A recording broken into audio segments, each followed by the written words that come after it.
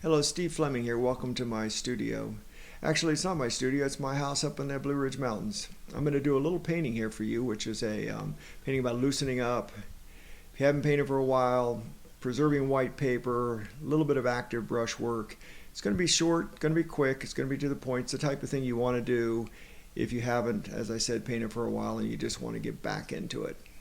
So first of all, I'm going to wet the paper around the subject, leaving some dry white paper, where I'm going to be trying to control the white shape of the paper. And then I'm going to paint the shadows, and I'm going to work really hard on trying to create a nice crisp little white pattern that I can throw some shadows on in a few minutes. And this is just kind of a warm-up. I know it's a pretty sophisticated drawing, but it's really not. It's just a box with a triangle on the top, a little bit of distance. I'm painting with a little bit of cerulean blue, a little bit of cobalt blue, and I'm going to mix up a nice sky tone, and I'm going to brush that down, creating a nice, lively looking sky. And hopefully, as a warm-up, this will work really well. What I want you to focus on is that when you're just warming up, you're really not painting a sophisticated painting.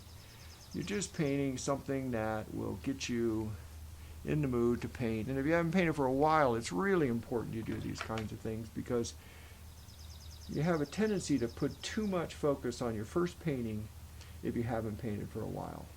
And that just really causes too much angst, and then you don't think you can paint. You get all nervous about it. So what I'm trying to do is show you how I would just practice on something simple. So I'm going to make the background sort of gray. I'm going to add a little bit of cobalt blue to the cerulean blue, cobalt violet with a little bit of green, and put that in and just create a nice diffused background. Again, leaving these white tones, because that's really important to this painting. Now this is New Gamboge, a lot of water, and I want to have a nice feeling of the New Gamboge, and again leaving the white paper, because this is going to emphasize the feeling of light coming across this piece of land. I'm going to put a little bit of the green that I put in the back, poke it up a little bit. There's a little green back here, but that's a little gray closer to the front. The yellow is much more apparent here than it is in the distance. Just remember, the yellow, as it recedes, will lose its color really fast. So don't go putting some really powerful yellow in the background and then neutralizing it up front, because that will create a pretty unreal circumstance for the landscape. So now here we go. So I'm putting a little bit of nice brushwork along the edge of this. This is a pretty important edge. Where I have the white pieces, I want to have a little bit of brushwork in those.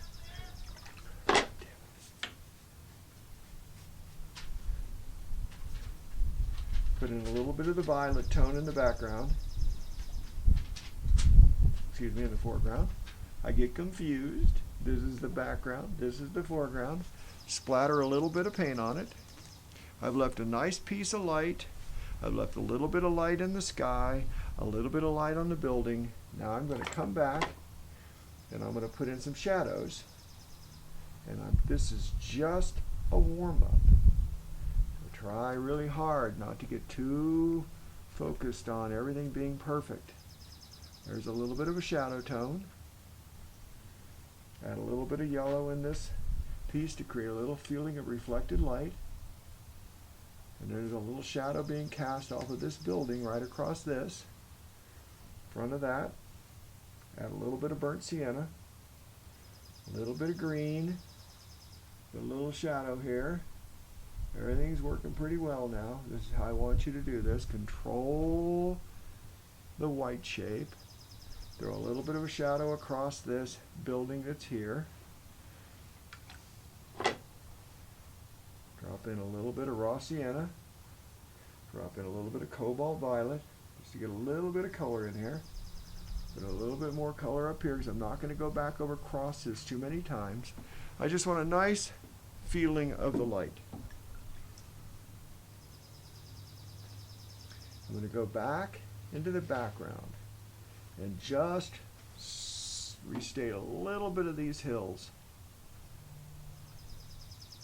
Keep them cool. This is cobalt blue mixed into the yellow greens, creating a nice little feeling of background hills down to the top of this roof.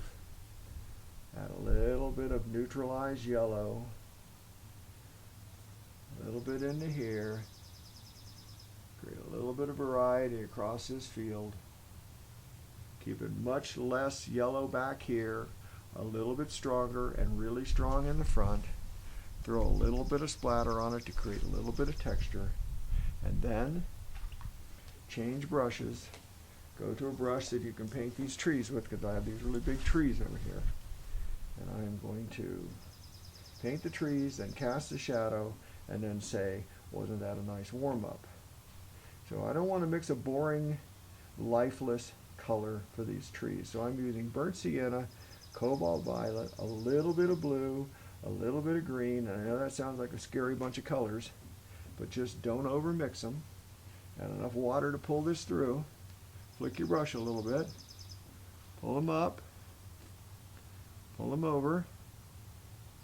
I don't care about the fact that it might bleed a little bit into the sky. All I'm doing is warming up.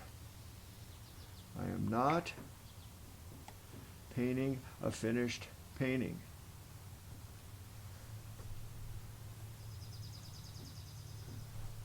I'm just having a nice time warming up. Pull another little tree back over in here. Pull a little bit of it down. Brush it down over top of the rooftop. Do like that. I've got a nice feeling of the light. A nice feeling of brushwork. I've warmed up on my brushwork. Everything is going fine. Now all I want to do is two things. I'm going to take a little bit of blue, cobalt blue, a little bit of cobalt violet, brush it off to the side of my palette, make a sort of color that will be a nice shadow tone for the roof, and I'm going to indicate a little bit of shadow across this roof from this tree being cast that way. Soften that.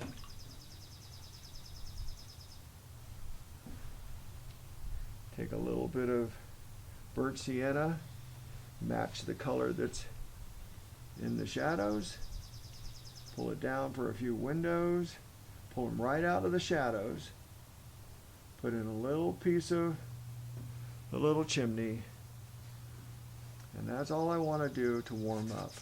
If I get too much beyond that, then I really have gone beyond what I asked you to do, which is to just create a nice warm-up exercise. You've left white paper, which is really a nice lesson. I've painted onto damp paper. I've controlled the bleeds a little bit, which is also a nice lesson, and I haven't gotten too concerned about all the little pieces. And if I do that enough times while I'm warming up, I will find that my brushwork improves and my sort of quickness with the paint will improve. So there you have it. Thanks for watching my video. Don't forget to like and subscribe to my channel. Leave some comments down below. Tell me what kind of videos you'd like me to paint in the future. See you next time. Thanks.